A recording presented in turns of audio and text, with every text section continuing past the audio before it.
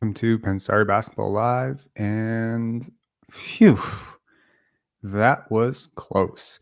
The Toronto Raptors beat the hapless, completely undermanned, completely had no business being in the game Charlotte Hornets without LaMelo Ball, without Bridges, without oh my god, without Gordon Hayward. I mean, this was embarrassing. This was embarrassing. They come out completely gutless. They don't know where they are. There was a play in the second quarter around the 8-minute mark where Dennis Schroeder, sorry, not Dennis Schroeder, Freudian slip there. Precious Achiuwa and Chris Boucher looked so confused. It was like they'd never seen each other before. These are two guys who've been on the same team for 3 years now. This is unbelievable. The Raptors come out. They come out throwing the ball away, missing shots, but somewhere, in the second half, they turn a corner. And in the third quarter, right going into the fourth quarter, they finally break the ceiling, right? They get that lead. And it really started with Scottie Barnes and it ended with Pascal Siakam. And it really came down to defense. I think Precious Achiuwa was really huge in that part too. So Dr. Dredd saying your stream started mid-sentence. Yeah, fair enough. Yeah, this was a lose-lose proposition. There was nothing really to gain by winning this game. There was everything to lose. I mean, this was annihilation. You lose this game, I wouldn't be surprised if people are getting fired after this game. Like, this is the type of game you can't afford to lose, especially with Denver and Philadelphia coming up next and a really tough schedule to close out the year. I mean, this is a team that is really just struggling to hold on to its dear life right now. And I don't think they came out. Darko Rajakovic, calls timeout after timeout in the first quarter to rally his troops like, come on, guys, we're playing basketball today. Let's get it together. Oh, to be a fly on the wall in those huddles. I don't know what's being said. Hey, guys, we have to play together. Hey, guys, we have to play defense. Hey, guys, we have to stop sending three guys to the ball and leaving corner shooters. And, oh, my God. I mean, did I watch the Ish Smith and Terry Rozier show today? It's like it doesn't matter who the other team has. Nick Smith, Brandon Miller. I mean, Brandon Miller's a fine player. He's a rookie, though. He has no business, being as good as he was tonight. Terry Rozier, I mean, luckily for the Raptors, I mean, they're assertive. Terry Rozier picks up a foul, picks up, I think, his fourth foul in the third quarter. Steve Clifford goes away from him, and that was the game. If you're the road team and you're super undermanned, I mean, it's not like they could stop the Raptors. The Raptors shoot 51% from the field, despite, doing much of anything in terms of offensive execution. I think Dennis Schroeder was really bad early, but then he got better sometime around the second quarter onward. I think his second stint was better. I think Precious Achiuwa was like the worst I'd ever seen in the first half, and I was really shocked to see him come back on the court in the second half. But in the second half, I think he was really instrumental in, some of the good things that happened for the Raptors in terms of just overall toughness, guarding Terry Rozier. Obviously, Scottie couldn't really keep him in front of him. Pascal couldn't keep him in front of him. Dennis sure the hell couldn't keep him in front of him. And boom, you put Precious Achiuwa out there, and I think he did a pretty decent job. I think Chris Boucher was great off the bench. I really liked his energy, and yeah, I think he ran the floor hard. It wasn't always perfect, but I think he played well. Gary Trent Jr. with possibly one of his best games as a Raptor. I mean, honestly, 22 points, 10 rebounds. When have you ever seen Gary Trent Jr. get 10 rebounds in his life? Notoriously poor rebounder.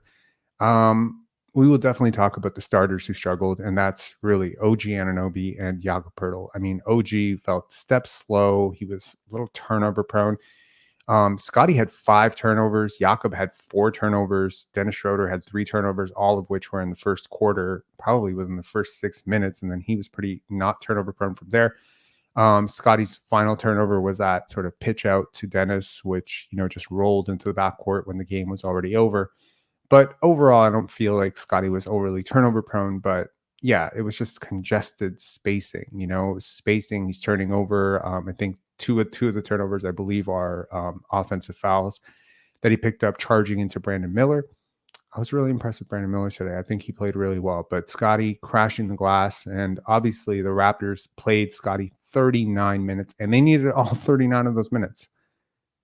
Correct me if I'm wrong. Has he played 39 minutes all season? I mean, this is really Darko Rajakovic saying, oh my God, I actually need this guy to play like every single minute. We are back in Nick Nurse territory. OG Anunoby, as I mentioned, really just a step slow. There's a lot of like surveying and slowing down the game and trying to get into the paint. And you're just like, oh, don't throw that, OG, don't throw. And then he just throws it away.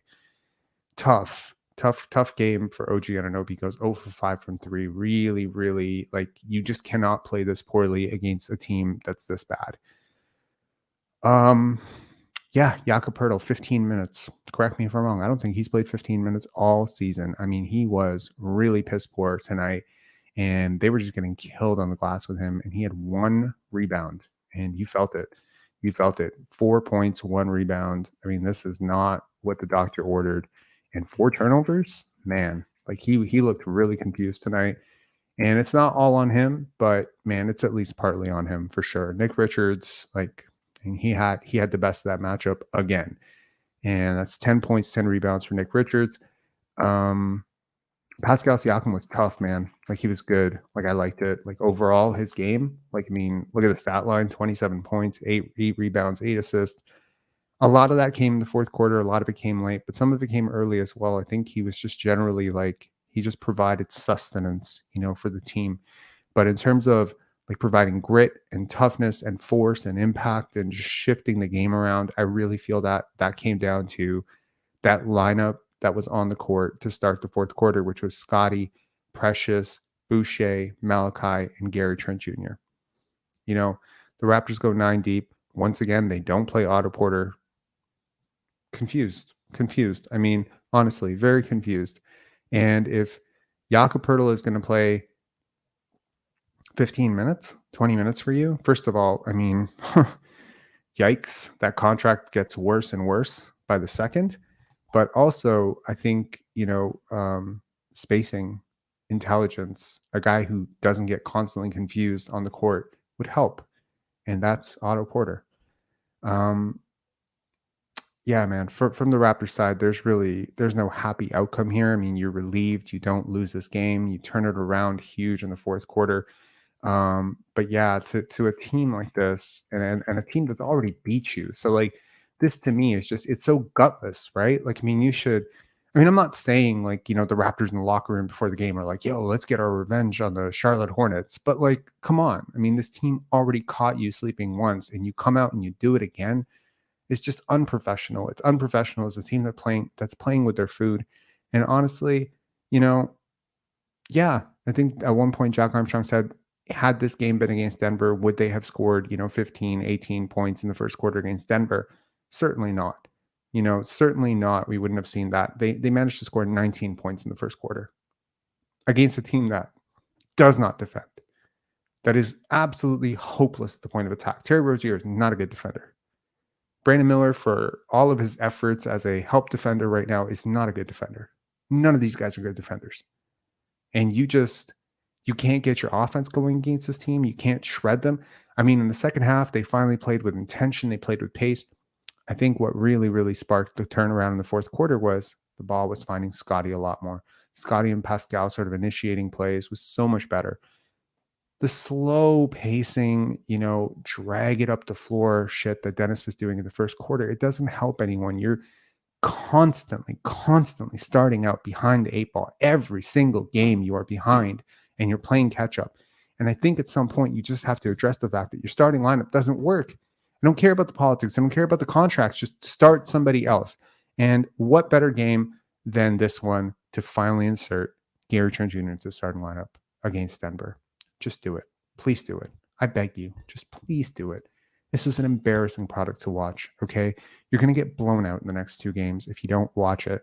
And, sure, the Raptors are going to come out with better force and better energy. But yes, you know what? A Monday night game against Charlotte, against a depleted Charlotte team, when you are 5 games under 500 and you desperately need this win, it does show me who you are.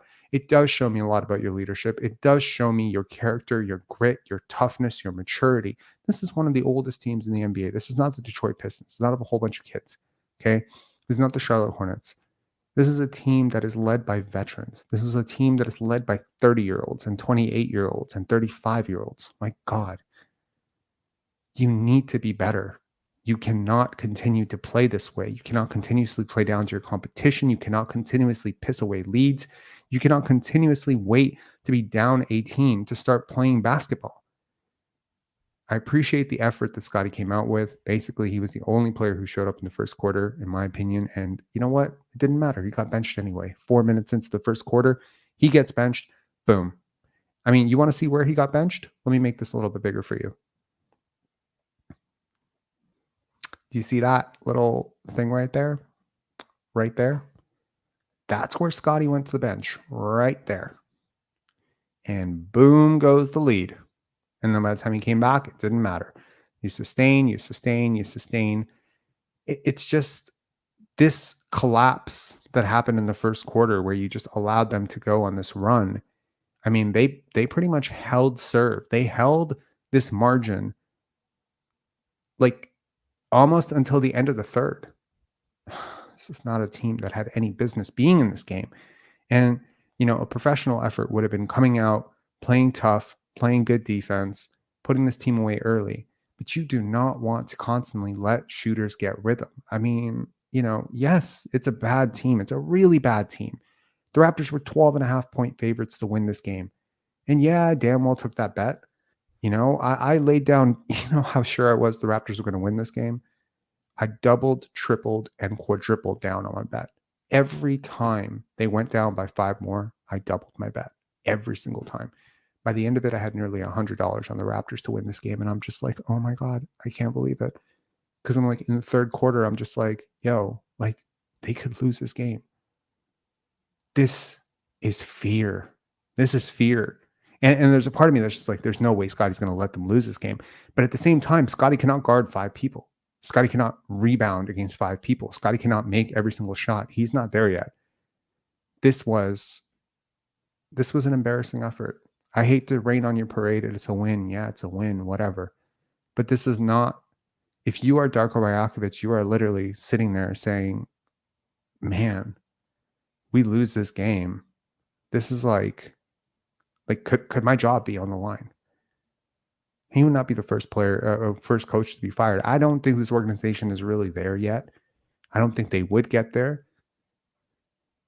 But when I listen to other teams talking about, teams that are sort of checked out on their coaching staff or coaching staffs that have kind of lost the room a little bit, man, talk about the Detroit Pistons, man, they have kind of lost the room, right? How are the Raptors playing any different than the Pistons right now? They're just better. They're just more talented, and they're beating the crap out of like these really embarrassing teams. And, once a month they get like a good win against a decent team. It's tough. It's really tough. Anyways, let's bring on NY4 Raps. Hey, man. How's it going? Hey, how are you? I'm okay. How are you? Good. Yeah, well, to me, I still think it was a very good game. I think the one thing, Porto needs to come from the bench, period. Porto is not Who would you because start? I don't think he needs to start. No, who would you start? I'll start Gary Trent. I'll start Gary, yeah. So you're playing Pascal at 5 or Scottie at 5? Scottie at 5, because you Oh see what he boy. was doing at the pen today. Scottie killed it. So you want Killed Scottie it. going up against Jokic and Embiid on a nightly basis? Who get Yeah, killed? exactly. It killed it. You see, with the offensive rebound, the rebounds they put back and everything. Yeah. So because immediately they took him to the bench, and there's at the 5 minutes 20 second, 5 minutes 20 second, 5:22. There was a particular point where Porter did not give Scottie the ball, and Scottie was screaming at him, and Yeah, it I was, remember that. wide open. Oh no, but I'm glad that it says Jacopoto and Dennis less minutes. I agree. Dennis did not do too horrible to the except for the beginning where he had 3 turnovers. Mm-hmm. Yeah, after that he started. But again, too, Dennis also does not give. I think that there's something going on with this team. They're not mutually. They're not in agreement with each other, because Dennis does not also give Scottie the ball as well. Scottie, Boucher, OG, they pretty much in one team. And what's his name? Malaka Flynn. They're in one team. Pascal is just there. Pascal, whenever he wants to play, he gives his all. Today was one of those days. Yeah. I mean, he tends to do really well against teams that have really bad defense. Exactly. True, exactly. And Scottie with his fourth quarter, is going to come up in the fourth quarter. I wish Scottie is consistent with his play. First quarter, second quarter, but today was pretty much consistent, even though I think he had about 3 or 4 turnovers. Or is it 3 or 4? Or 5? 5 turnovers or so. Scottie, 5. Yeah. 5 turnovers. That's a lot, though. There was most of the turnovers were one. This guy was two were offensive fouls. One was when the game was over. He kind of passed it to Dennis, and it just sailed. It sailed past Dennis into the backcourt. And one was he got ripped with by Brandon Miller when he was turning a corner, and it's just like terrible spacing all around. But yeah, exactly. And there were exactly like you said, to your point. There were a couple of times when I don't know what's wrong with Achiuwa, but a couple of times where he was running at the same lane with Scottie, like space out so I can give you the ball. I don't understand what's wrong with Achiuwa. It does not fit. So they played very well for his level because to me, Achiuwa is not a basketball player. So for his non-basketball playing level, he played very well today. Yeah. Yeah. I mean, I think he played horribly in the first half. Like, I think he was absolutely ass. Like, I thought, like, I tweeted out, I think, like, I don't think I've ever seen a dumber player in my life than Precious Achiuwa. Like he went, oh my God.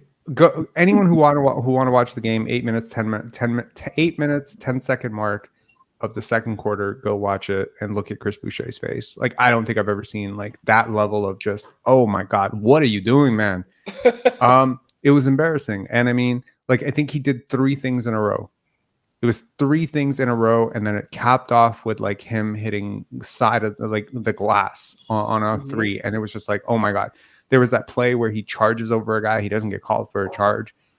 Unbelievable. He has these 1-minute stretches where he's like the worst player I've ever seen in any level of basketball and any sport.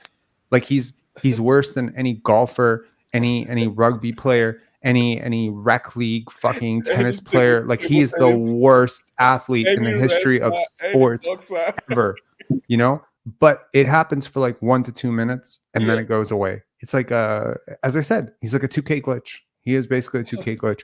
And then, he has such an inspiring run in the fourth quarter. In the end of the third, beginning of the fourth, he's cutting hard. He's dunking the basketball. He's defending. He's rebounding. And I'm just like, shit, what the hell? Yeah. Just play like that all the time. He rebounded the ball, offensive rebound, throw the ball out. He kept on struggling to score. Unbelievable, yeah. He kept on struggling to score the ball. And then even the commentator wasn't saying, oh no, you don't have to score all the time. Throw the ball out so that way somebody can get a 3 points or something. Yeah. Yeah.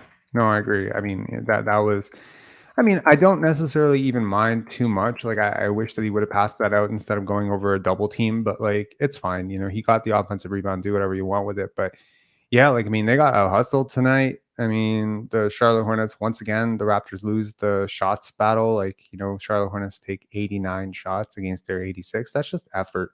They get 10 offensive rebounds. They get a ton of turnovers. Points off the turnovers. We're just fortunate that Rozier had those 4 fouls or 4 or 5 fouls. We're so fortunate because he was shredding our defense.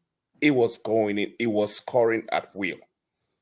So, and if Terry Rozier is like that big of an issue for you, you have much bigger problems. Exactly. If we struggled without their main players to win this game, on Wednesday, it's just gonna be something else for us. Yeah. I mean, around the NBA was interesting tonight. The LA Clippers hung 151 points on the Indiana Pacers. Wow. Everyone got going. Harden with 35. Paul Wow. George with 27, Kawhi Leonard with 28, Norman Powell with 19. It was crazy, So right? so that means so the what's it called? So the They LA need defense Clippers. badly. So Clippers won today. Clippers Yeah, won, So Clippers that's blew a good them out. sign. That's a and good thing and and for us. That's a good thing for us because sure, I think at this stage I'll trade OG if I can get something good for getting from trading OG. I know I love OG, but you saw the report that Detroit is trying to give him the max if he goes into free agency. yo, man. And The last time I saw a rival executive sitting in the crowd was yes, Lawrence yes, Frank scouting yes. out freaking Kawhi Leonard games, and now they're sending Dwayne Casey Doing to Yeah. Casey. Toronto to scout OG Anunoby games. Man, oh my Yes. god, Doing Yeah, Casey was there. Casey was so there. That's so I weird. think if Indiana is giving us something, I'll trade him because for one reason or another, right? Pascal and Scottie holding the ball. I think is in the last 4 5 games they've been playing well together. So Mhm. like Paul was saying, I think Jakob Potter has to go to the bench seriously because he affects his I spacing. don't like the idea of playing Scotty at center, man. Long term, No, it's a bad move. I think you make it situational, right? When we're playing teams like when we're playing In teams like Philly. Philly, you put Dennis Schroeder Pardon. in the bench and play Porter for a starter. So Yeah. yeah, look at what Golden State they don't play any big, so you just got to because Well, the Golden State spacing. has been playing better lately too. They won 2 straight, so that's Hmm. decent. Chicago is playing better. They just beat Philadelphia tonight. Wow. That was interesting. Joel Embiid That's so dropped true. 40. It didn't matter. Tyrese Maxey 29 didn't matter. Yeah. The Chicago Bulls, the Kobe White train continues. Right, 24 points for Kobe White, 8 rebounds, 9 assists. He had a near triple double. It lets you know sometimes a player just needs an opportunity. Right, like That's right. look Yeah. at the deal Kobe White just signed in the offseason. Clearly, no one was expecting this. Exactly. Right, Look at this guy in what's it called in Brooklyn Nets. The other day Cam dropped Thomas, No, 40 something. Yeah. Mikal not Bridges. Thomas. Not Thomas. What's his name? Cam Thomas. Yeah, Cam Thomas. Yeah, the guy that dropped 40 something the other day. Yeah. That's a regular thing for him. So I mean, like, it's just you gotta project opportunity, right? And you get in a lot of guys like Dennis Schroeder, Pascal Siakam. These guys have the ball a lot in this offense, right? And they're playing with pretty decent defenders, and so they're in great opportunities to score. But then you got to ask yourself, like, how many guys are there that are buried on the bench somewhere that could do more for you, Exactly. right? True. And they're True. young, and you just need to spot them. And the Raptors used to be really good at spotting those guys, and they're not so great at it anymore. But I think the problem now, even if they spot them, is the coach going to play? Like he has literally not played any of the two-way players all season. Yo, I'm So kind of confused at this point how, like you're not playing Grady Dick, but you're going to play, Precious Achiuwa and Malachi Flynn through all their mistakes. I mean, granted, those guys are just a little bit ahead of where Grady is right now, but Exactly. their bad moments are just as bad as his, Exactly. and they've gotten so many more opportunities. I mean, like, the saddest part is we're not even breeding our young players at all. We're just we're letting not them. we're not developing. So what are we doing? And we're losing. There's no way we're gonna win Denver. There's no way we're gonna win the NBA. Not with this well, crew. what if we do beat Denver? I wouldn't be surprised if we beat I won't be Denver. surprised though. I won't be You surprised would that be? we'll beat Denver. You wouldn't be. Then we'll think we've arrived. Then, All right, let's beat Denver and Philadelphia, and then we can talk about the arrival. I don't think we're gonna beat Philly. I mean, bro, like Chicago just beat Philly tonight with Vucevic, DeRozan, Patrick Williams, Kobe White, and Ayo we're not Dosunmu. Chicago. Whoa. Embiid takes this guy for lunch. Was Porto can guard Embiid like it's And exactly, and No, they didn't guard Embiid either. I mean, Vucevic didn't guard Embiid. He had 40 points. He did his regular work. They just shut down everybody else. Tobias Harris had 3 points. Nicholas Batum had 3 points. D'Anthony Melton had 6 points. Like, they didn't let anybody else get going. They let Tyrese and Joel Embiid do their thing, and then everybody else struggled. But honestly, Tyrese and Joel Embiid took the vast majority of the shots. Kelly Oubre off the bench took 10 shots, but he's the only other guy in double digits tonight. So, yeah, I don't know. Yeah. Saving saying, you comparing us to the Bulls, laugh my ass off. Bulls are better than us. No, they're not. Come on. They're better. Come They're on, better than us. They're saving. better than us. The only team we're better than Detroit. That's like that I know for sure. But the Bulls are You know, better. the funniest part of Whoa. it is that I think everybody's waiting for the game between Toronto and Detroit. Maybe that's when they're gonna break the losing streak. Bro, that is honestly like every day that Detroit does not win, I get like this fear in my heart because I'm like, yo, honestly, like I might even favor Detroit in that game because we are the one team that would let that team win, right? I mean, Yeah. but it's weird because what's happening with Detroit right now is the weirdest thing because usually there are trap games, right? When you play against a really bad team, but the Detroit Pistons are so bad. The teams are actually attacking them super hard. But But tonight, Cade, they played well today against I Atlanta mean, Hawks. they played against a better Hawks team than we got because the Hawks had DeAndre Hunter back, so at least they had one of their starters back. That kind of shuffles Onyeka Okongwu back to the bench. And, Cade Cunningham put 43 or 44 points and solid efficiency, like really good game. But they still lose. So, yeah, I mean, shit. You saw what Utah Jazz is asking for Laurie McKinnon, No. five first round pick. Yeah, they're crazy. They're crazy. They won't get 3. I mean, they could get 3 like really bad first round picks, but they're not getting 5. That's crazy. That's insane. Because that means they don't want the trade to happen. That's what they're asking for. That. Yeah, but the GM always he gets what he wants most of the time, right? He knows how to fleece people. Yeah. Because OKC is really interested in Laurie McKinnon, so I mean, and they have they bunch but they have bunch that of would be picks. interesting. That would be really interesting. Yeah, like I could see that. That would unlock them. Like he fits so well with what they do. Anyway, any final thoughts from you guys? So today what 11 and 16, right? 11 and We are 11 and 15. 11 and 15. 11 and 15. Oh, okay. I already counted on Wednesday anyway. So. Okay, you're factoring in a loss already. I get it. Nice, very No, proactive of you. I think we do well against Denver because Yoki can't really guard Scottie, right? Depends on we always do well against Denver. We almost beat them twice last season, right? Because us the officials we're playing against the 8. official, the bad call against Scottie when Scottie got kicked out or something. Yep, in the we're playing initial. against 8. Yeah, last time we played against I hope we have different referees this time. I hope so too. Yeah. All right, peace, guys. All right. Have a great one. See ya. Okay. Take care. Bye bye. Okay, Jonathan, what's up? Man, terrible win. That's it. Terrible win. Yeah, terrible win. Would you prefer that they lost? Yeah, actually. Because heads would roll? You would think heads would roll, but I guarantee you they're starting the same people all over again, chalking it up to patience and new offense and bullshit like that. And it's nothing's going to change, man. Well, that little bit of phrasing is getting a bit long in the tooth. Like we're not quite halfway through, but we're getting there. No, I think a loss would have been good. I keep holding on to the Darko words. We're going to run this lineup a few more games. It's been 3. That was 2 games ago. Oh, okay, yeah, sorry. that was 2 games ago. So he said it before the back-to-back against Atlanta. He said he wanted to give it a couple more games. Mm-hmm. So they go over the next 3 games. They go 2-1. So technically, he has validation that this lineup works. Oh boy. Wow.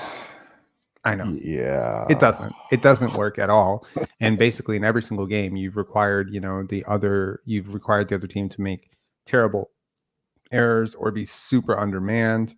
Like this is a game if Toronto is playing up to expectations, this game would have been over in like the first quarter, maybe 2 minutes into the second quarter. Oh yeah, absolutely. Like, this is not a game that anyone should be like, yeah, we won.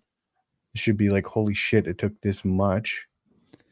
It took 39 minutes from Scottie Barnes and like 17 minutes. It took Jakob Poeltl getting benched. It took you calling multiple timeouts in the first quarter. Yep. This is embarrassing.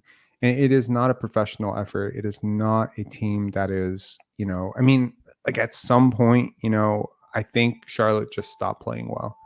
If you want my honest opinion, they stopped playing well. Oh, absolutely. You could they just see imploded. Like you could see they stopped attacking as much. But I mean, like, whenever they wanted, like, Ish Smith, he got to the front of the rim whenever he wanted. Terry Rozier got wherever he wanted. Brandon Miller got wherever he wanted. They got whatever the hell they wanted.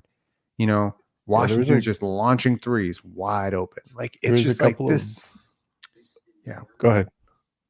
I was just going to say there's a couple of blow-bys that Scottie just he looked like he was somewhere else in the moments. Like, I know he turned it on in the fourth, and that was fantastic to see. It was exciting. There was some very good sequences, but I'd be super interested to see what's going on in his head. If he's just like, here we go again, or if he's just like mentally checked out for like the first half of the game. I'm not. I thought he brought it in the first quarter. He just, unfortunately, that stint where he gets hooked at like the 4 or 5 minute mark, no matter what happens. He was one guy who was playing well, in my opinion. He approached this game with intensity. He was skying for rebounds. He was trying to play with energy, right? It's just, yeah, man, he's a really huge human being, and sometimes like a quicker guard is going to get past him, like a Nick Smith. Terry Rozier. Like, you don't expect Scottie to be able to stay in front of these guys, but you do expect him to be able to contest late on them. You do expect him to be able to be physical with them. I liked how he took, Nick Smith into the post. Like, when he had him, he just took him to the front of the rim and he just attacked him. But it was sort of disturbing for a little bit that the Charlotte Hornets disrespected Pascal so much by playing with Ish Smith. Like, he guarded him with Ish Smith. And, he didn't completely attack that matchup very well. And then they were sending a double team. Anytime he got into the post, they sent the double team. Yeah. So. Yeah. But, bad win. I want to see, like, I'm. Do you have background noise? Oh, shit. Yeah. My wife's watching something. I'll drop. Okay. Okay. Okay, we got Mubs. Mubs, what's up? Hello? Yo. Is it Moop? What's going on? What's good, bro? Not too much. What'd you think of the game? Yeah, like you guys were saying, I don't think it was a good win at all. I think it took all this just to beat a depleted Charlotte Hornets team. It's crazy to me. Like LaMelo wasn't playing, Bridges wasn't playing. And like, they're one of the worst teams in the East, and we just went like head to toe with them, and we barely beat them. It's crazy to me. What would you change? I would change. Agreeing with people saying start Scottie at the 5? Nah, I would start Scottie at the 1, and I think I'd put Gary Trent Jr. in the starting lineup and take Dennis Schroeder out, because I think Scottie needs to have the ball in his hands, because every time he has the ball in his hands, good stuff happens. You know what I mean? He sets teammates up for open threes. Every time he drives in, he can find Jakob or either Pascal for easy dunk. And I think if he's a point guard, he can easily get like 9 to 10 assists every night. That's just my opinion. You know what I mean? Mm-hmm. Yeah. No, absolutely. Yeah. No, I think Scottie playing. Oh man, we got. I don't think this is a real account. It says NBA Chev calling in. I don't think that's the real NBA Chev. It's probably a troll account. Every fucking day, like every time, win, lose, draw, it doesn't matter. We always get the trolls. I agree with you. Like when Scottie touches the basketball a lot more in the possession, like when the ball goes away from him a few too many times, it's not necessarily that he has to end the possession scoring. Certainly he doesn't, but it's just keeping him involved tends to keep the ball like humming and going in the right direction, because he so often makes the right decision with it, right? Exactly. Yeah. So yeah, I mean, I think I agree with you. I would start him at the 1. And I just think like it's just like the roster doesn't make a whole lot of sense, because I think like Jakob really struggled today. And this is not the first time. I mean, there's been like 8-9 games this year already where he's just been pretty much played off the court. Yeah. And if he's not elite defensively, and he's not finding his places offensively, and he's not working with a Fred VanVleet pick and roll, like he's not helping you. Right? Yeah. So yeah, I mean, this team needs to figure out what the hell they're doing with Jakob Poeltl. I understand keeping the asset, but every single time someone says retain the asset, I'm just like, yeah, but only if it's still an asset. It's You know? not anymore. I don't think so. I don't think it is either. I mean, you okay, be honest. You think you could recoup a first round pick if you tried to trade Jakob Poeltl right now? No. You gave up multiple picks to get him last Multiple year. picks, yup. And I don't think we can get even a bad first round pick from a contender team right now. I think we could probably get at best maybe 2 seconds and like a role player, maybe. I don't know. Exactly. And that's the point, right? It's like he's still a serviceable player, but it's just not a type of player that most teams would invest $20 million. I don't think he's in. a starting center in the NBA right now. That's just my opinion. Yeah, I don't think so either. That's sad to say, but it's true. I mean, there's definitely a roster out there where he could work, like maybe a Memphis. Like, I wonder if a Memphis Grizzlies, because Steven Adams is out, I wonder if they need him. You know, Yeah. I wonder if it's just over for that team right now. But I mean, like, I wonder if they're that gung ho on having a player, because I mean, he does a lot of the same stuff that Steven Adams does. Yeah. But yeah, like, I mean, it's not optimal for him either. He is a pretty smart player. It's just he looks really confused about what's going on around him too right now. Yeah. And I don't think he's fully the blame. I think it's just the team and like the roster. I don't think he's a good match in Toronto. Like he's a good fit in Toronto right now. That's just my opinion. Yeah. Yeah. Would you do this question here by Scottie Bugatti?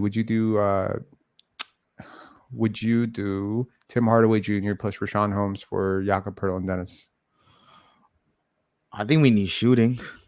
Yeah, but I don't know about Rashawn Holmes. Yeah, I was thinking that. Yeah, I don't know about Yeah. Holmes. I'm not, I don't think I'm this desperate yet. I like Tim Hardaway Jr. though. That's a good idea.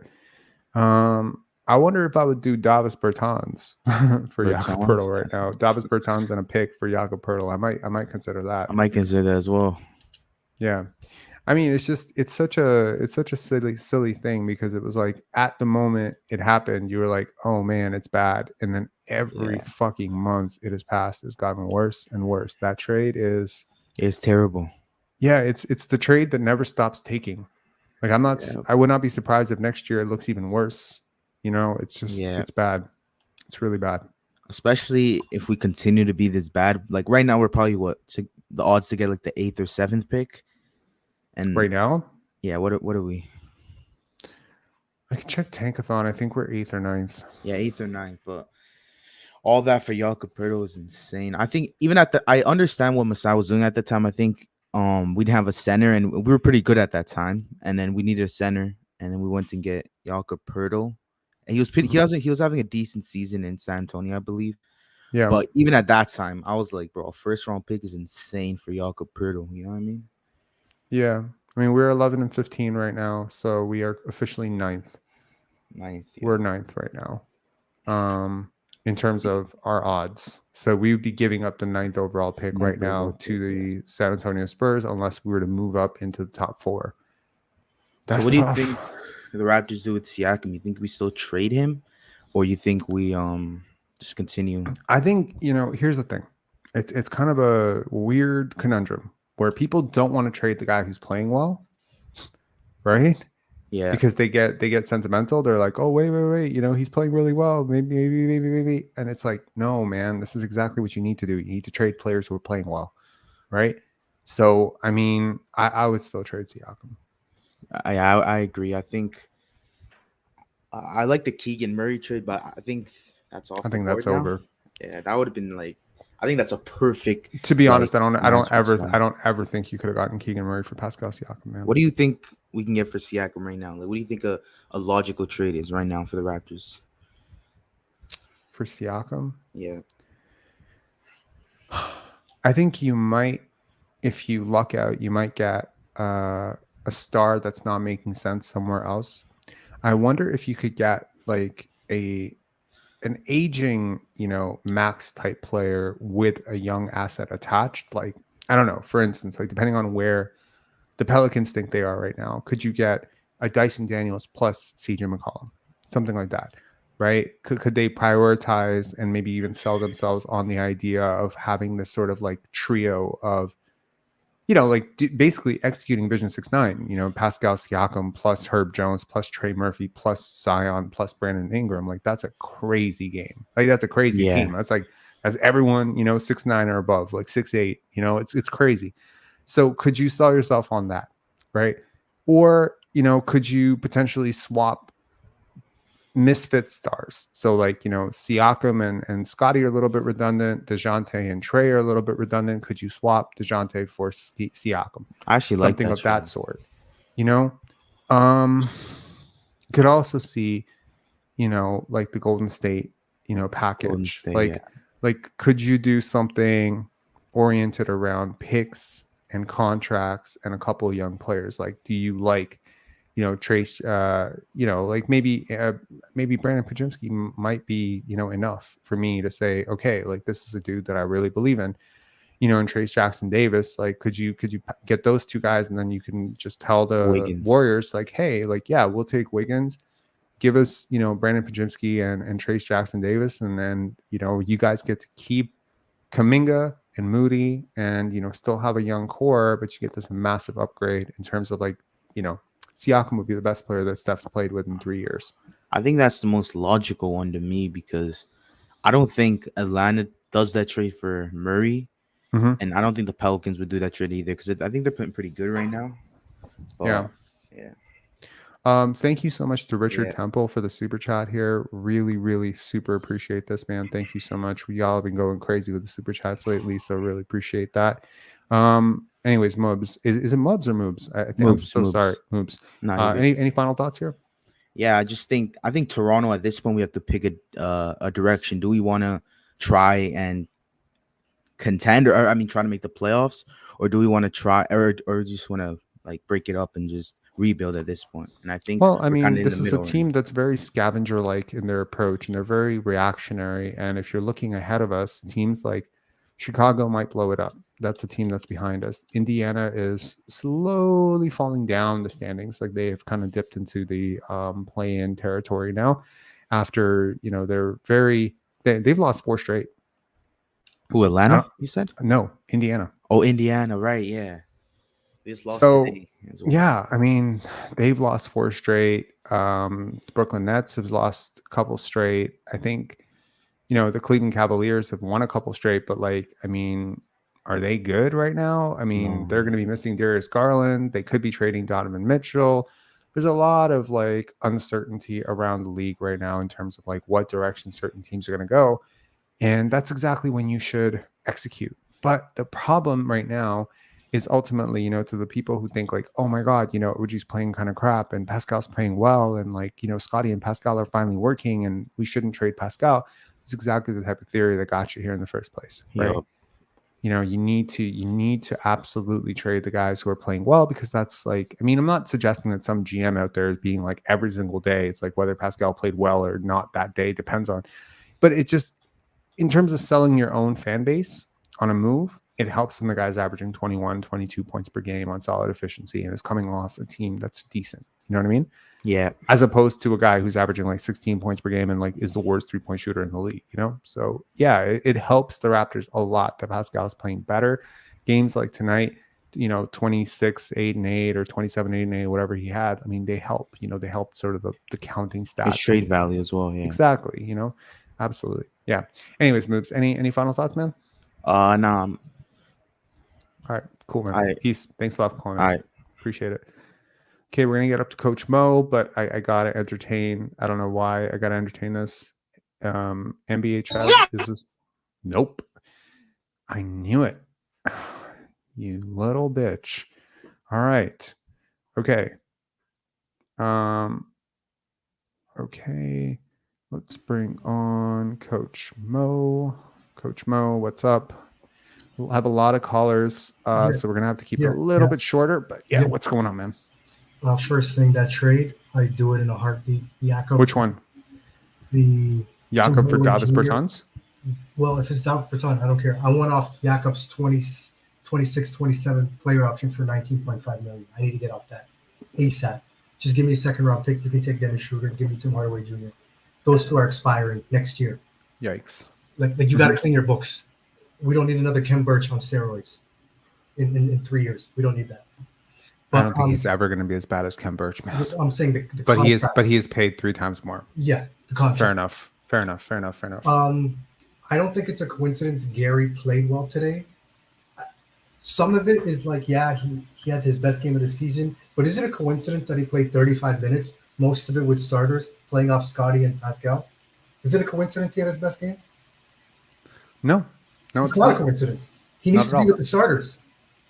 I agree. He's not Malachi Flynn or Precious Achiuwa, who are helpless half the time. This guy can give you 18 on pretty good efficiency if he plays off your 2 best players. I agree. Instead, he's rotting on the bench, playing with horrible lineups. Meanwhile, Dennis provides nothing in the starting lineup. Today is another day where we see Terry Rozier. Where would you rate Terry Rozier as starting guards?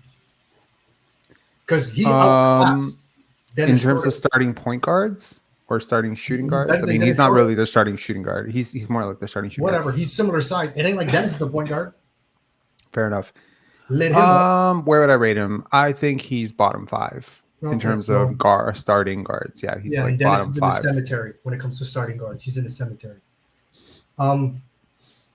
Today's win gave me no hope because of Darko. You called 2 timeouts. Yak is having the worst game he's ever played in his life, it seemed like. Okay. Dennis, 3 turnovers in a row. You call a timeout and you do nothing. Okay, Right. so the same crew comes back. Then you call another timeout, and we're still sinking.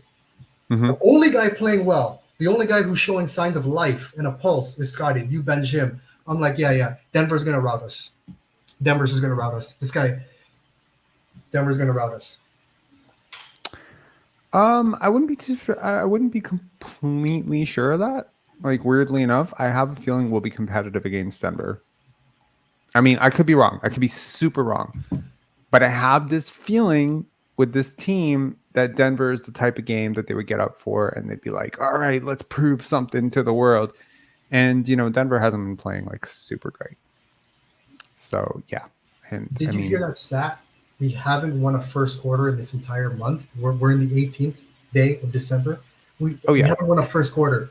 And you were talking about we get into like massive deficits. I think we've been trailing by almost 10 points in almost every single game, including this one. And Darko talks about this 2 games. The 2 games reset with every win, regardless of who the win is against and how we got it. It resets. I would love to know who has mandated that Dennis Schroeder must start, because I think Terry Rozier is a much better player than Dennis Schroeder. Much better player. For sure. Like, I mean, how many guards do they have? Like, I mean, how many players do they have that I would start over Dennis Schroeder? Let's think about this. Brandon Miller, easily. Terry Rozier, easily. Yep. Gordon Hayward, easily. LaMelo Ball, easily. Yep. Like, that's just 4. Yep. That's 4 players on their team that I would easily start. And Dennis tried to call his own number a few times, but he can't even score against the horrible Hornets defense with no. I mean, hey, I think he played okay in the second. No, in the second quarter onward, like after he got benched, like that first stint where he got benched, like that first stint. But it's like that's the problem, right? It's like you spent the entire game catching up from a deficit that you shouldn't have been in the first place, right? And if that happens once, it's just okay. It happened once, but it hasn't just happened once, right? I mean, it's happened multiple times. They played a rookie 20 minutes, Nick Smith Jr., right? And he's okay, but he's nothing great, right? I mean, they played Ish Smith, the definition of a journeyman. They played Leaky Black, which is easily like the coolest name in the history of, pro sports. 11 minutes. Bryce McGowan's, who's not really an NBA player, in my opinion. They played him 32 minutes. Yo, what the fuck? You can't exploit this? PJ Washington played 39 minutes for this team. Yeah, he is a scrub. I'm telling you, Dennis tried to score. He tried to bet on himself a few times. He's just not talented enough. He's just not good enough. And I read a comment that basically summarizes Jakob and Dennis in the starting lineup and on the team with our 3 best players. It was like, the comment was like, when you don't notice Jakob or Dennis, that's when we're playing our best. When you don't notice them.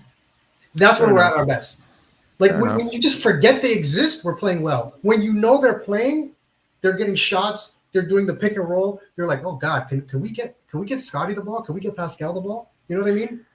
Hey man, like It's like just be ghost on the floor. I'm I just don't going want to back know to you're like there. Masai and Bobby's, statement last year that Jakob is a top 10 center in the NBA. I very firmly disagree. There's like 20 centers that I would take over him right now. Easily. Rob, I'm Easily. having arguments. I'm having arguments with people telling them Jakob Poeltl right now is a negative asset, right this second. And I'd argue that. I'd die on that hill. He's a negative asset right now. You need to attach something to get rid of him. That's a salary dump. Depends on what you want, but yeah, you wouldn't get much. You wouldn't get much, and What would you it's do? largely because you overpaid. What So would you- like, had you signed him to 14 million, he'd be an asset, right? But like, if you have to pay this much over, you know what I mean? It's just like Fred VanVleet, right? Fred VanVleet would be an asset if you'd signed him for 27 million, 28 million, 22 million. He's an asset. But the minute you sign him for 42, he's not an asset anymore. He's a liability. But it was 3 years. That's really a 2. So that's why that's okay. Right. People need to reorient their brains in terms of what an asset is. So like, for instance, like I think, a couple, like 4 players that signed really, I think like really good deals this offseason. Onyeka Okongwu, I think was a very, competitive deal. Jaden McDaniels, I think was a pretty decent deal. Naz Reid, great deal. Denny Avdia, I think decent deal. Cole Anthony, 3 years, 39 million. Totally movable. His name, the Hawks guard. Hawks guard? Oh, DeJounte Murray. Yes. Great deal. So I mean, all of those guys. But if you had maxed out any of those guys, like if any of those guys were making like Pascal Siakam money, like 192 over 4 years or something like that, they would be the biggest liability ever. So it's the same thing with like, you take a guy like Bradley Beal. Bradley Beal, I could certainly see myself paying 22 million a year for him, 25 million. You start putting 37 million, I'm like, yo, I'm out. 40 million, I'm fucking way out, right? It's the same thing with Zach LaVine. Zach LaVine is making nearly $40 million a year. He is not an asset at $40+ million with his injury history. But if he was making 25 million, everyone would be calling for him. People need to understand there's like a breaking point when it comes to price. It matters. You can't just throw whatever money you want at these guys, right? You look at the New York Knicks. They have signed very, very intelligently across the board. The only bad contract on their books is Evan Fournier, and he's even an asset because he's fucking expiring right now. So, yeah, SP saying it's that DeMar Carroll contract over again. Exactly, man. Yeah. Like you have a fucking 5th starter on a half decent team who's a total system player, and I believe they signed him for 4 years, 60 million, and it was an immediate liability. But But the thing that's crazy about the starting lineup is if you put Gary in for Dennis, Jakob by default becomes more valuable because now his playmaking means more because it compensates for what Gary brings. So the compromised asset can actually be boosted with the right lineup. But him and Dennis together make absolutely no sense. That pick and roll might be the worst in the league. And we saw the first quarter, Dennis trying to make plays, turnover. He realized, okay, let me give the ball to the dogs, the big dogs. Let me give the ball to the big dogs and let them eat. It's just a lapse in concentration. It's just like crazy to watch. But no guards him. He tries to make plays, but they back off him so much. Fair enough. That they're daring him to shoot, but he wants to make a pass. The pass is not available because they're playing off you so much.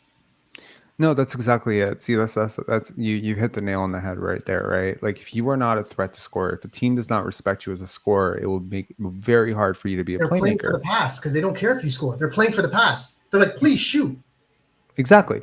So if you just change one thing, which is, Dennis Schroeder's offensive gravity, if teams respected him as a shooter, his entire game would open up. If teams respected him as a paint finisher, his entire game would open up. If teams even respected him as a passer, but they don't respect him as anything, that's the difference, right? They're just like literally like, bro, do whatever you want. They're treating him the way we treat Nick Smith or Bryce McGowan's. And this is the last thing I'm going to say. It's getting worse. It's getting worse how they're disrespecting him. And you can see it when every game there's like a play where he's caught in midair and they just back off him. And they're like, go ahead. And they're waiting for the pass. And he gets a turnover. It's getting bad. Well, And kudos to him for hitting the threes that were open, Yep. tonight, and going 3 for 5. Certainly, it has been worse than that. He's been shooting 29% pretty regularly over the last 7 games, but yeah, I mean, I like the shot diet today though. 6 shots, all great. Hey man, 5 threes, he's 3 of 5. really cooled off after that Miami game where he lost his fucking mind. Like he's like, I think like he felt it, like it came from the media, and he was just like, oh shit, it's happening again. Fan base about to turn on me again. Maybe let me chill out on the usage right now. So his usage has been a little bit lower, which I appreciate. But yeah, if he's going to come out, if he's going to set the table and set the tone of the game, he needs to do a much better job. And but yeah, there's no guard. Like Darko wants a guard on the court at all times. how do you think Malachi played today? Yeah, but if not Dennis, or it's Malachi. So it's like Darko's stuck. Like he's like, I need a guard. And do you think Malachi was good today? no, I didn't. No, I didn't. He's just out there. He's just out there. Yeah. He's just a live body. All right, man. Take care. Have a good one. Peace. All right, Richard, how you doing? Good. How are you? I'm good. You can hear me okay? What'd you think of the game? Yeah, man. Very, very. Yeah, it seemed like they didn't really have an effort, and I find the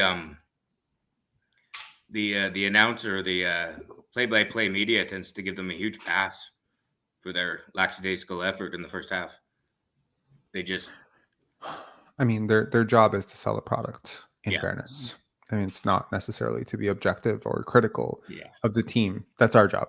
yeah, But yeah, like I mean, they're trying to make it as enjoyable to watch as humanly possible. I empathize with them as well. What I don't really like is their biased announcing, but I think they've gotten a little bit more fair lately. They've called it out a little bit more fairly, and yeah. funny what happens when you start. What do you think happened with Jakob Bertel tonight? I mean, like 1 rebound, he really struggled. Yeah, I no idea what happened. And so if we got him in to be a rebounder, I heard a stat that they said that the Raptors have lost every game and we're getting out rebounded in these games. Every game that we've lost, we've been out rebounded. Is that true? I think, I mean, that sounds true. I don't know if it is true, but I would certainly look back on that. Okay, I have to fact check it. To get a rebound, then yeah, no, he didn't play very good. And I think that's a little bit more than just Dennis Schroeder running an offense. If I don't know, that just seems, yeah, no, the game was pretty lackadaisical in that first half, and they just came back and won it. I don't think you're getting away with that against Denver on Wednesday. But I mean, it just doesn't feel like this team takes their competition very seriously when their competition is the Charlotte Hornets or the Detroit Pistons. Like, I mean, in fairness, the one game where they did really approach it well was the Detroit Pistons. Yeah. But like, other than that, I mean, this is a team that's been down big to the Washington Wizards, down huge to the San Antonio Spurs. Neither team is a good team, and they had double-digit deficits that had to climb out of, required huge heroics. Against Washington, it was Pascal. Against San Antonio, it was, Scottie Barnes. I mean, again, like time and time again, this is a team that is making the same mistakes over and over again, and I feel like there's losses that feel like wins. There's wins that feel like losses. There's losses that feel like losses, and there's wins that feel like wins. I feel like the Raptors' wins feel like losses, and their losses feel like super losses. Yeah. It doesn't feel like there have been a lot of victories. You know what I mean? Like moments where I feel really good about the team that I'm watching on the court. Like I'm like, yeah, they're playing hard. They're playing efficient. They're playing smart. I mean, even today, I look at the second half and I'm like, wow. Like the energy that they attacked it with, the passion, the force that they played with, the defense, the connectivity, the transition, the offensive rebounding, the grit, toughness, physicality. If they come out in the first quarter and do this, I'm proud. Mm-hmm. You know what I mean? But instead, I have to sit there for 3 quarters and wait for it to happen. And it's just like, this is the immature thing, because you do this against a team that's not this team and you lose. I mean, basically, they tried to do the same thing against Charlotte Hornets last time too, right? Scottie had a triple-double, but last time they had Gordon Hayward. So you can't do it. They had just enough shot making. And tonight, if they had Gordon Hayward, guarantee you lose this game again with the way they played.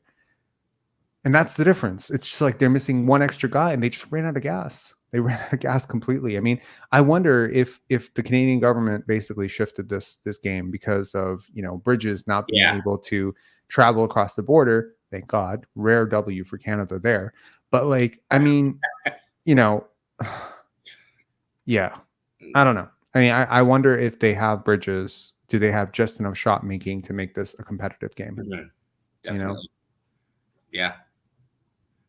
So why can't we play like Golden State and get out to big leads and just hammer teams down like they did against Pistons? What is it? Like, what is it? What is it that they're lacking? I mean, I discipline, maturity. Okay. You know, I think they're lacking those things. I think they're lacking the humility. Maybe they think that they're too good to have to play their, you know, because it's like, this is, again, we talked about it. This is residue from last year, right? A lot of these players were here last year as well. This team, you know, had certainly more professional efforts. Nick Nurse did not mess around with things of this nature, and he certainly had this team playing hard for at least the first half of the season. But I think this notion of like thinking that you can just wake up and do it whenever, it's a bad habit. You know what I mean? Like, and it's just been allowed to fester this season. Like there were a couple times earlier this season where they came back, and you know, a lot of people are like, "Hey man, it's a win's a win. You know, you got to take it." You know, the Washington Wizards. I'm like, bro, this is a loss. Yeah, this is a loss. Like, you cannot win this way and expect me to kiss your ass about this. This is a loss because these are habits that are going to come back and bite you in the ass later. This is bad habits. The Raptors have bad process, bad habits, and I think this is a team that, you know, again, they sort of sleepwalk into. They have bad preparedness. They come out of the tunnel like cold and stiff. You know, they don't play with energy and juice in the first quarter, and they constantly find themselves having to trail from behind every single game. You know, I wish they would lose in a different way. You know, that I think would be inspiring. You know, maybe build up a lead early and then lose it later. And then you're like, all right, you know, they found a new way to lose. But no, it's the same story. It's like Groundhog Day. I feel like I'm watching a Bill Murray movie. It's like over and over. It's like, and over again. You know, it's like, it's so predictable. Yeah. Pull it out. Yeah. No, I can't say I disagree with you. There was more than that. Maybe Darko needs to, I don't know what Darko needs to do, but I guess he has to say, hey, start on time. Like, I don't know why even, I mean, you're going on this Dennis Schroeder route. I mean, he had 3 turnovers, so they're okay with it. Like, they're playing him, right? He's not going to, we can do all the dinner for Darko tweets. I don't think it's going to change. Yeah, I mean, I don't even know if at this point how much control he has over who's playing, how much they're playing, when they're playing, etc. Like, I mean, I would love to be able to, oh my goodness, sorry.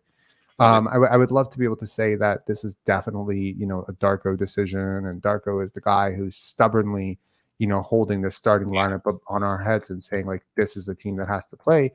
But I mean, maybe this is mandated from, you know, the front office. They're like, okay, this is our starting center. This is, you know, our starting point guard. This is the lineup we're going to play. I doubt they would do that. It feels like that's kind of like hamstringing a coach or like handicapping a coach and cutting their wings. And, you know, maybe this is, or maybe, you know, he just, I hate to say it, doesn't have, you know, the command of that relationship to be able to go up to Masai and just be like, hey, like, I don't want to play this guy right now, you know? Yeah. Yeah. I mean, I find it's a conversation. I mean, I don't. Yeah. Like, I mean, I did a video earlier today where I broke down like the top, you know, basically 117 players under 25. Yep. And man, there are no Raptors other than Scottie Barnes in the first 74. Right. Like, that's scary. And no, Precious Achiuwa, Malachi Flynn, guys of this nature, Malachi being older than 25 now, he's going on 26 right now. I mean, this is right when teams have given up completely, you know, and we are still eking along, you know, and we're trying to extract like water from a stone at this point, right? And it's just like, turn the leaf, turn a page, invest in some better prospects, you know, somewhere.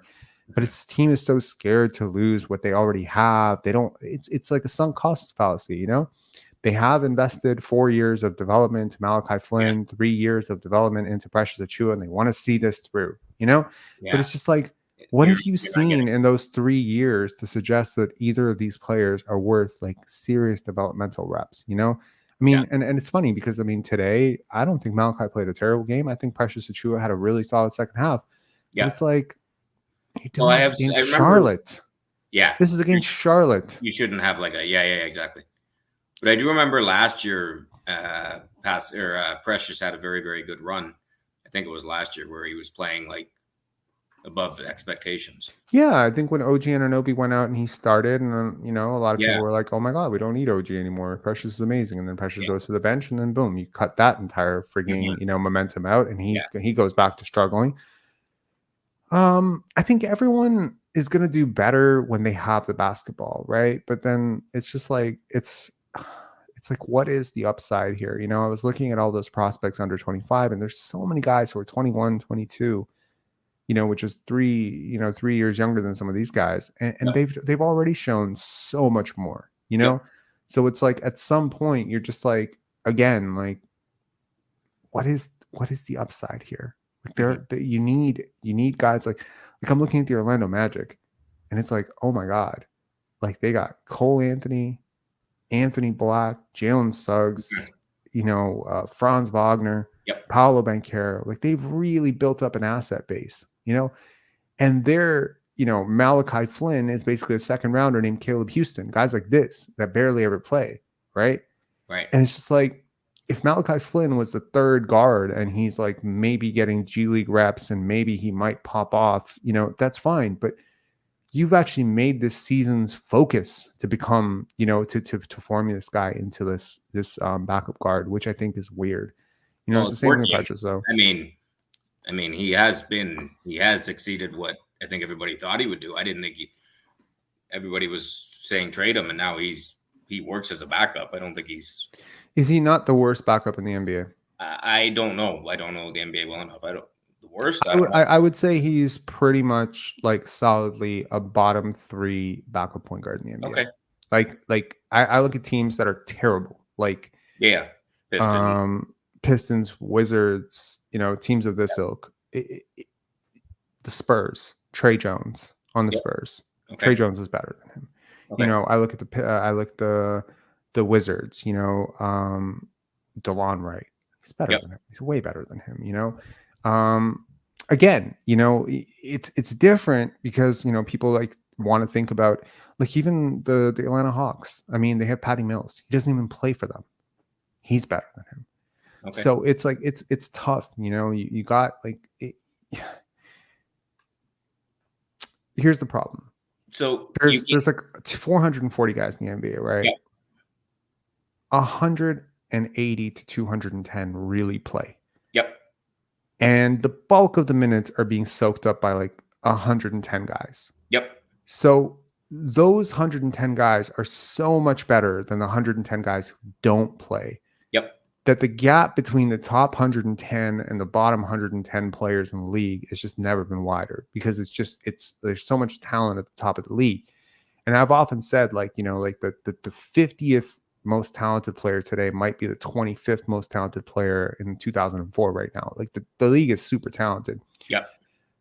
And offensive schemes are so sophisticated, and every rule is predicated and built around helping offensive players. And so you really can't get away with players like Jalen McDaniels, Malachi Flynn, or even Grady Dick playing minutes for you because other teams just have guys who are so much better than those guys and they can exploit those gaps. Mm-hmm. Malachi has played reasonably well, but not for a 25 going on 26-year-old backup point guard who's undersized.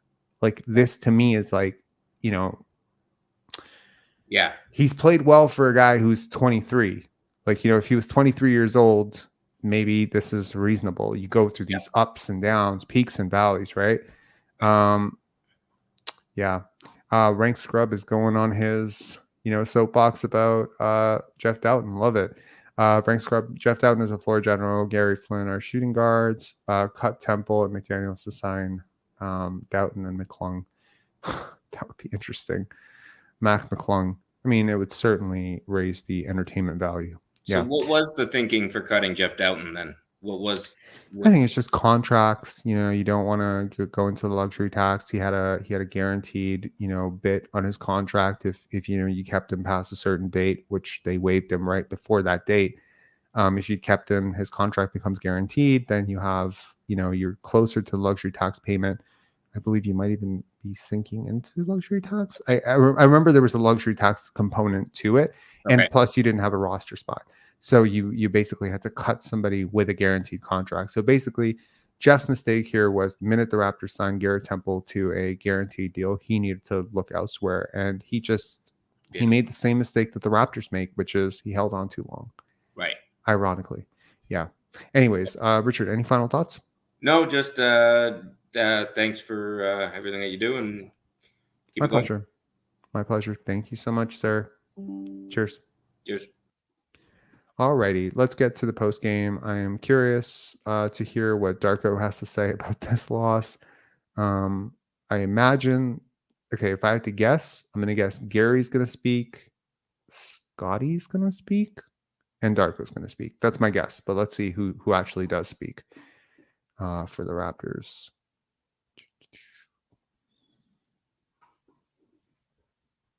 Energy in that fourth quarter, what did you think turned it that way? I thought that they were giving a lot of energy throughout the course of the whole game. Start of the game, a bunch of turnovers. It just did not go our way, but we were sticking with it. We were trying to move the ball. I thought that a bunch of our turnovers came from good plays, trying to make extra pass and to find a teammate open. Fourth quarter, as the game was progressing, we were getting better and better defensively, and we did not quit on ball movement and then trying to find the best available shot there on offense. Ended game with a good win and a great fourth quarter. You talked about that spark that you saw Gary bring from the bench. Gary, he did a great job today. First of all, his rebounding was really good. First half, he struggled with transition points. Fast break points. In second half, they scored only 2 points in the fast break. And first half, we struggled with second chance points. And second half, they scored only 2 points there. Gary was a big part of that. And obviously, having him and his shooting ability there on the court really helped us, to keep moving the scoreboard. I think we played Scottie the whole fourth quarter, and obviously for good reason, the way he played. But did you like the energy he brought, the physicality he brought in? I guess kind of point center. Yeah, point center, that's or central point, call it whatever. But yes, Scottie, today our rotations were a little bit, trying to figure out who is really contributing the most to the team and how we can best match up with them. Tonight was a game about switching a lot, 1 through 5, so that's why we had a little bit, different rotations there on the court.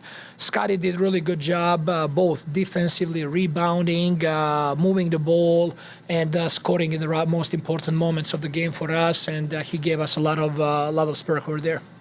It felt like he was really hunting a block to turn the energy around for a lot of the game. He had a couple called on goaltends, and one ended up in a 3-point foul. Then he finally got that one in the fourth quarter that led to his putback dunk. Did it feel like he really sensed the moment with that one play to sort of turn everything around? I mean, he is a player that he makes those type of highlight defensive plays. Is that steal and go on the other side of the floor for a transition dunk? Is that in a half court blocking a shot? But those are momentum changing plays in a game when you take a charge or block a shot that can definitely swing the mood in the whole arena. And I thought it sparked not just our team but also fans tonight. In a game where the turnovers are high and possessions are obviously so valuable, how important was it to have Scottie as kind of high energy as he was on the glass and securing those rebounds? It was for sure. It was huge. It's a game of possessions, and our turnovers came, majority of them, they came in the first half, and we did not do a great job. We were just kind of like sluggish, and we were trying to make the right pass and right play. It just didn't go our way. But what Scottie did there really kept us in the game, and he kept pushing us forward. He was really, really high energy and upbeat in all timeouts and talking to the guys and trying to lift everybody. So this was great performance by him. I hope he got the chain. Scottie, Precious, Gary trio won their minutes. The year before they won them by a lot, and this year they've had a pretty poor net rating. Why was this game so different? Because they really blew the doors off of that game. His face whenever Gary is brought up is just hilarious. There's always a defensiveness because he damn well knows that this entire fan base and this entire media space has been calling for Gary to play more minutes. And his boy Dennis is getting in the way of that. And somehow, it's like, okay, Gary's going to come in, but he's going to come in for Jakob. Man. I apologize. I did not understand the question. Oh, no. So the trio of Precious, Scottie, and Gary, their net rating so far this year hasn't been what they've come to expect. Right. But it was phenomenal tonight. Why was tonight different from the rest of the year? I cannot talk about last year. I was not here, but they were together on the court in different parts of the game. They played extended minutes. I played Gary longer stretch. It was not play, get out, play again. So for those type of guys, those type of shooters, momentum is very important. And once they catch fire, they can really affect the game. And I thought that Scottie really helped with his decision making. He was the one that actually a couple of times found wide open Gary. But the whole team was really together tonight and really trying to push for each other. Even in tough moments, they were really sticking together and trying to persevere and show resilience. Gary, first career double-double. That's always an accomplishment. How does that feel? Big ups to this guy, man.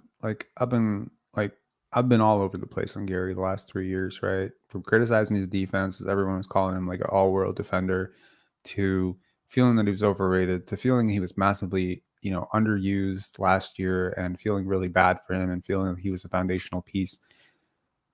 Y'all better realize he's 25 years old, okay? He's a 25-year-old shooter who can create his own shot, and he's a certified bucket, and it's on a team that, he provides a lot of spacing.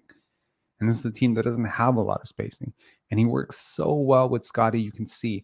One thing I do want to point out that I didn't point out in my post-game analysis was just how often this team tried to keep the ball away from Dennis. I don't necessarily want to go all conspiratorial here, but there were so many times where they're almost playing keep away from him when it came to the inbound and running in transition. And this team really, really turned the corner when Scottie started to push the brakes. So, Scottie and Gary playing their own game right now, in terms of Scottie, Gary, Boucher, they were kind of playing their own little, trio, 3-man action type of thing. And it works. It works, man. Triple handoffs for Scottie diving to the paint. Gary's not the most evolved passer. He had that huge turnover to OG, and I think OG had one back for him. And he's not that, but he's a valuable player, and you really need to get more out of him. And I think if you're telling me right now, what would this season be right now if Dennis had started on the bench and Gary was a starting, shooting guard and Scottie was your starting point guard, I think you're over 500 right now. I think it's that big a difference. Anyways, carry on, Gary. Congratulations on your first double-double. It feels good, put the work in. You see it coming, fruition is always, a blessing. It's you to keep going, it's you to keep building. And how important is this win, especially coming back as you were trailing for the first 3 quarters? I would say it's very important. No matter what game we're playing in, we got to try to win. We got to try to go out there with a certain mindset, with a certain energy, with a certain focus. So it really doesn't matter who we playing. But testament to what you said, obviously having to pick it up and trying to get more stops and less rebounds and second chance points. That's what we did tonight. I saw you take your dad in the locker room and some friends and family. What did he say to you after your game? Nothing, just good work. To keep building. I got my little brothers out here with me, so they're out here for their winter break. So it's always nice to have them out here, to see it firsthand. Channel his rebounding tonight? Excuse me? You channel his rebounding tonight? Something like that. Obviously, don't keep building, though. Continue to get boards. How important was that not only for you but for the team to crash the glass as you guys did, a game where the turnovers are high and obviously possessions are so valuable to be able to secure extra possessions? Sure, it's super important. You know, no matter what we're doing, whether we're making shots, whether we're missing shots, you have to rebound. That's part of the game. We have to defend. We have to stay together. We have to stay unified. And, you know, I feel like we'll be fine. You know, on paper, our team is, you know, great, amazing. Got to continue to keep gelling it and, you know, getting wins. Gary, you spoke on Media Day about how strong your relationship's been with Darko. What's it been like over the first couple months working together with him now that you've had some more time together? It's been cool. You know, obviously, his communication skills, you know, are second to none. He's always trying to make sure you're comfortable and make sure you're good, you know, no matter what's going on, whether you're playing a lot, playing a little bit. He goes and talks to everybody. So I would say that's about it. It's been great. He's been great. His energy, his focus, winning or losing, you know, his approach every day is to get after it, to motivate, to fire us up, you know, no matter how he's doing it, no matter what he's doing, you know, whether it's being super animated during film or just super, you know, animated in practice and little things like that. What about this game do you feel like was working for you out there tonight?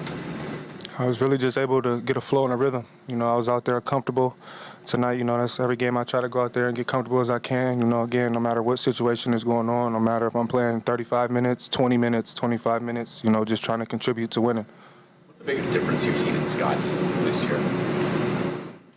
Really just, I would say, his approach, his mindset, you know, his understanding of the game. He had a few years under his belt now. You know where he can score on the offense now, where he can, you know, succeed on the defensive end too. You know, he's been amazing. He's been everywhere. He's taken that next step, and, you know, he's trying to push us, you know, with him as well, with that next step. You and Scottie and Precious the last couple of years sort of had an identity together as this really high-paced trio, lots of handoffs and quick actions. Felt like this game was really the best this year of returning to that. Did it feel like you guys were slipping back into that high energy, like high offense group? A little bit, you know. There's different times, you know, throughout the offense and this year, whether you're in that motion or you're not in that motion, you know. So really just, again, no matter what situation I'm in, can show you that I contribute to winning. I can score the basketball. I can try to, you know, create for my teammates as well. And, you know, continue to just keep going and keep building. Pretty distracted by you.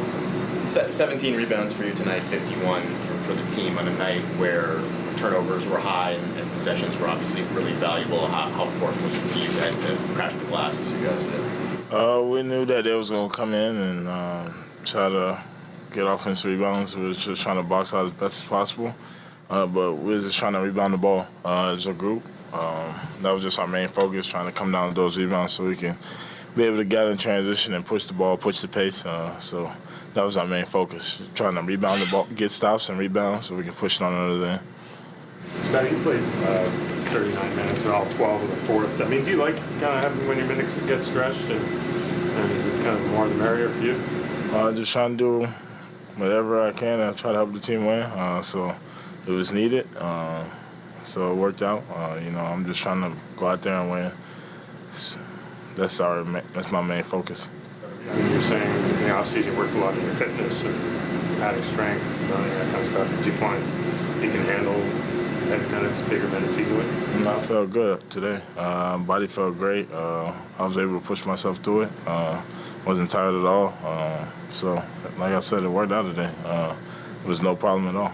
What have you learned about recovering, you know, in between game days since your rookie year? Are there things you do now that you might not have done then? No, I think I focused on it back then as well, just seeing how the vets treat their bodies and just being able to take notes from that and being able to apply it to myself. So after every game, just try to get treatment, work on my body, make sure my legs is feeling good, make sure the body's feeling good between days staying. Getting in shape, getting a little cardio in. So, you know, that all takes part throughout this long season. Scottie, 17 rebounds is a high for you. How do you see that part of your game evolving over your NBA career? Rebounding?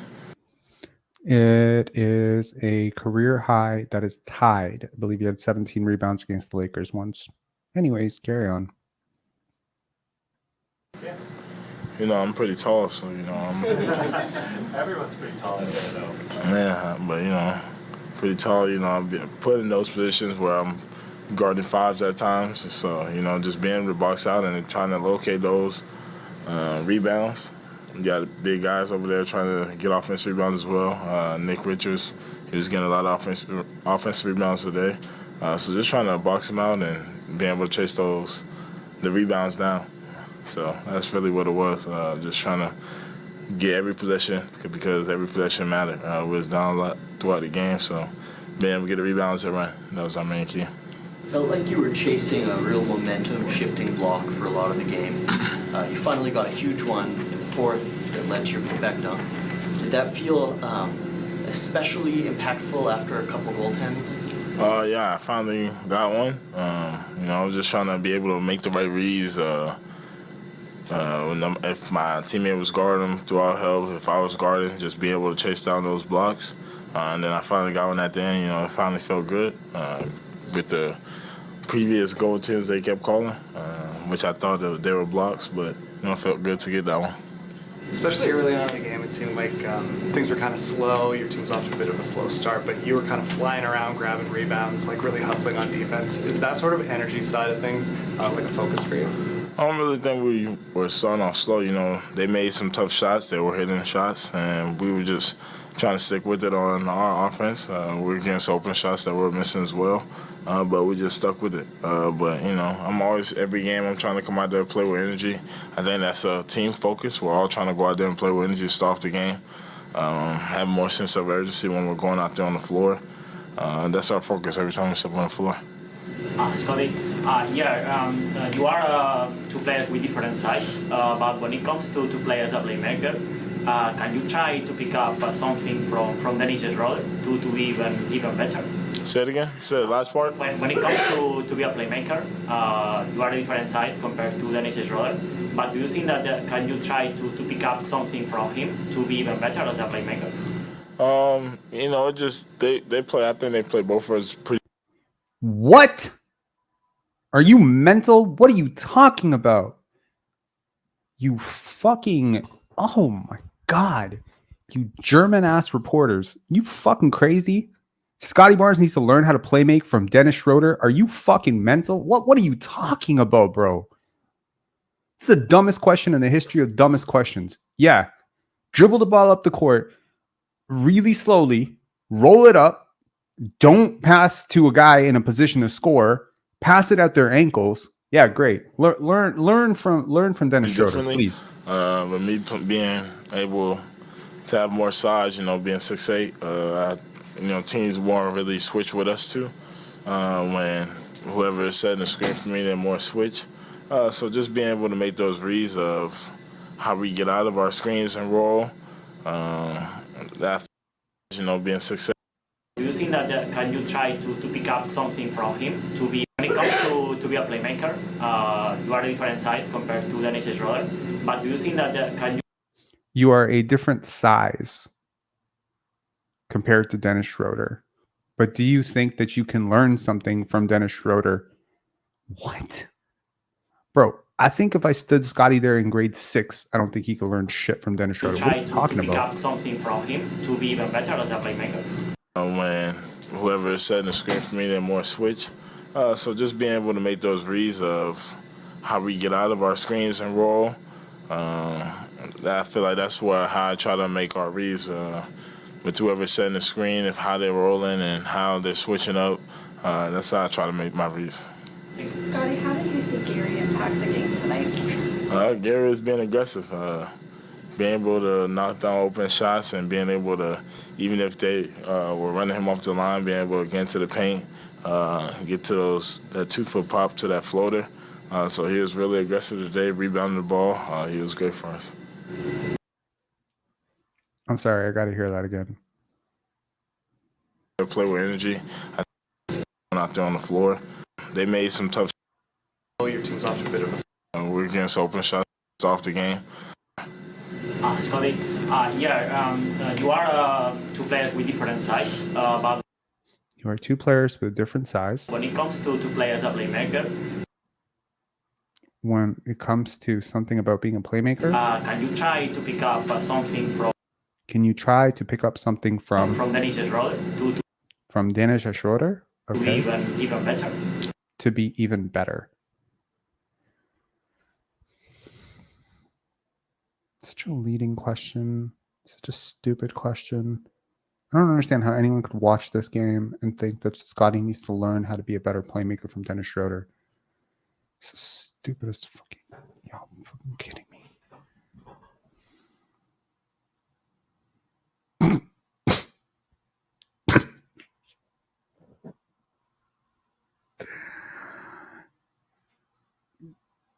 This is like asking Kareem Abdul-Jabbar if he could learn something from Jamal McGlure about how to score in the fucking post. Like, what are you talking about, bro? If I had a child, if I had a son, if I had a daughter, I would literally show them examples of Dennis Schroeder on how to not run the point guard position. Jeez, crazy, man. Rank Scrub with another super chat. Appreciate it, man. Dennis is speed-driven layup point guard. He has a few moves.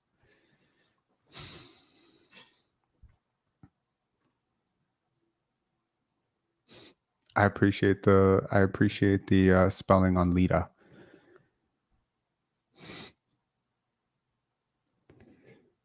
Maroon Prince, I regret to inform you that question was dead ass serious.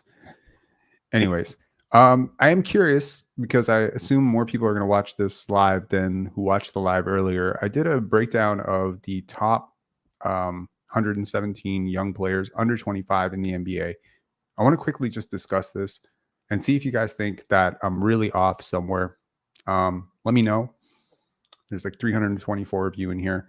Just want to briefly go through this. These are the guys that were unlisted, right? I'm gonna flash this real quick. You can just quickly scan. These are the guys who didn't make the cut.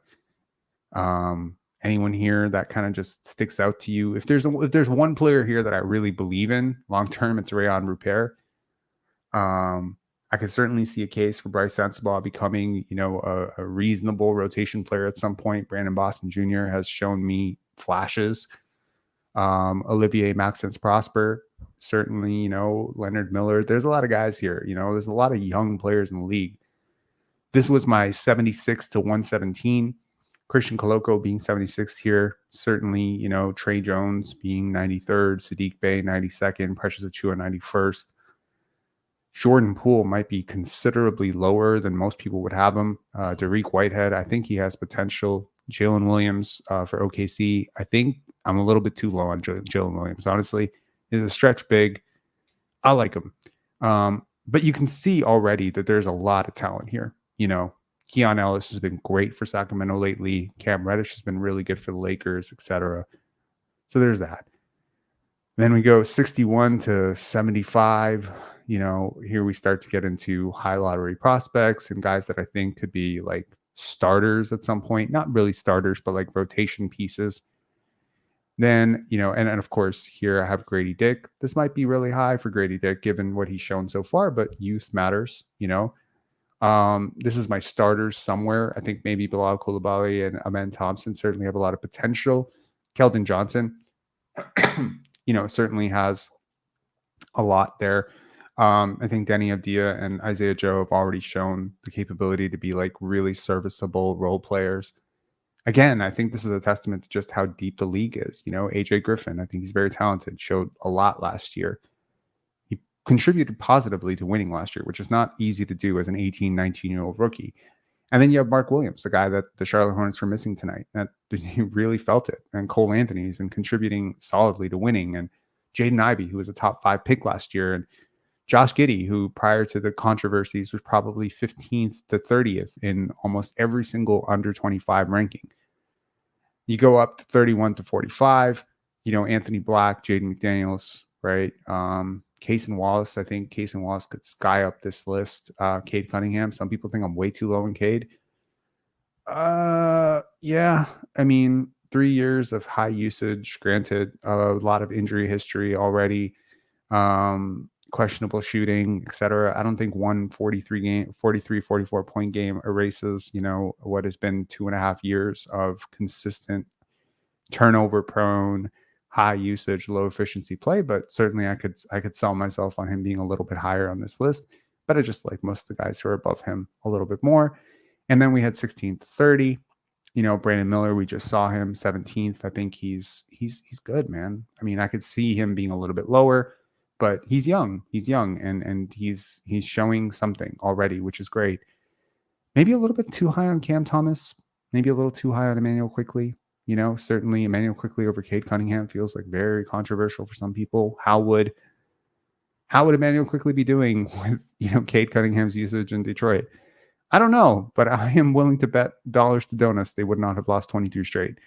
And, this was my top 15. And certainly, this was controversial as hell, putting Scottie over Chet, Tyrese, Anthony Edwards, Tyrese Maxey. That's a lot for some people. But regardless of where you fall on Scottie right now, I think, putting him outside of the top 8 would be controversial in itself. And to come into this season, he was 15th to 16th on all of these top 25 under 25 lists. So I think his stock has rocketed up. We have 24 comments. Let's see what y'all have to say. Duran should be higher. I firmly disagree. Scoot too high. Probably fair. Yeah. RJ Barrett too low. Yeah. Okay. Edwards number 2. I don't know about that. Did you watch the chess tournament in Toronto? I did not. Cade 38 should be lower. Whew. I think that would be crazy. Anthony Black at 31. What the fuck? What do you not like about him? Seems fantastic, man. And he was a top 6 pick, this year. He's very young, very good, 2-way. I like it. Great playmaking potential. Wow, 3rd for Scottie. That's good. No, that's whoa. Okay. Please. I'm going to screenshot this and please come back to me in 3 years. And I think shit. Yeah. Look, this is not a who they are today. Obviously, if this was a who they are today, then the top 20 would be dominated by guys who are 24 as opposed to 20 and 19. This is basically like a prospect ranking, right? Gary Trent Jr. is 24 years old. No, he's not. He's 25, isn't he? Man, if I screwed up on this, I am very sorry, but I'm pretty sure Gary is 25. Oh no, Gary is 24, and I didn't have him on this list. I apologize. Gary Trent Jr. would be probably where would I put Gary in this? I think there was a cutoff that I used where it was if you're 25, I think there were a couple guys like this where they're about to be 25 in a couple of weeks, and I just left them off. But you're right. If as of right now, yes, Gary Trent Jr. is 24 years old, not 25. Fair enough. Sobering. That Gary Trent Jr. is younger than Malachi Flynn, better than Malachi Flynn, and has been given far less opportunity than Malachi Flynn this year. Interesting. Anyways, yeah, I don't know. I thought it was a good thought exercise. Yeah, I mean, this is crazy. Absolutely.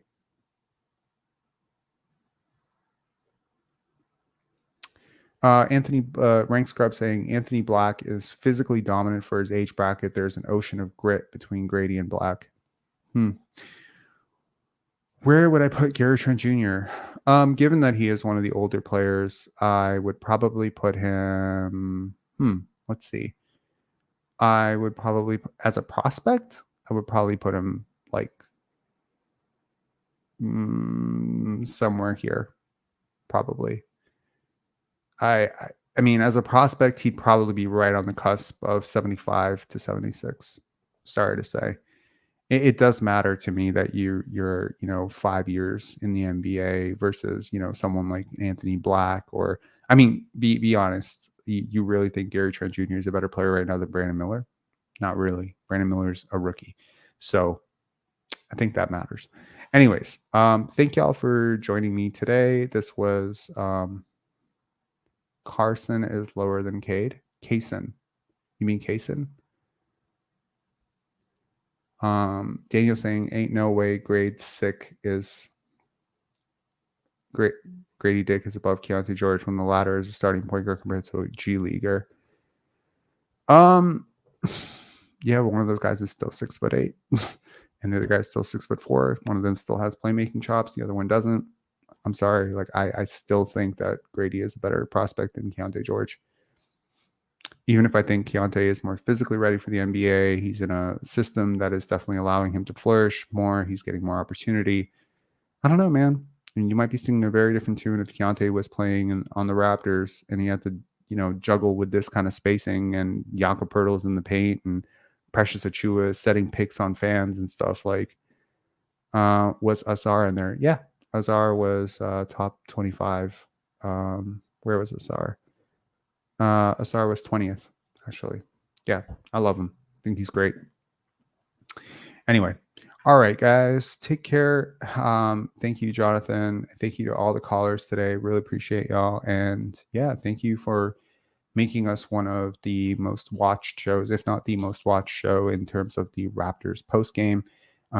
Tough challenge coming up on Wednesday and Friday. I'm really looking forward to seeing which version of this team shows up against the Denver Nuggets. I'll be very curious to see it. I expect them to be better. This is a team that plays down and up to its competition, so it would not surprise me at all that they split. I think they'll split it. I mean, this is just me going out on a limb. I think they're going to split it. So they're going to win one, lose one against the Sixers and the Nuggets, and of course,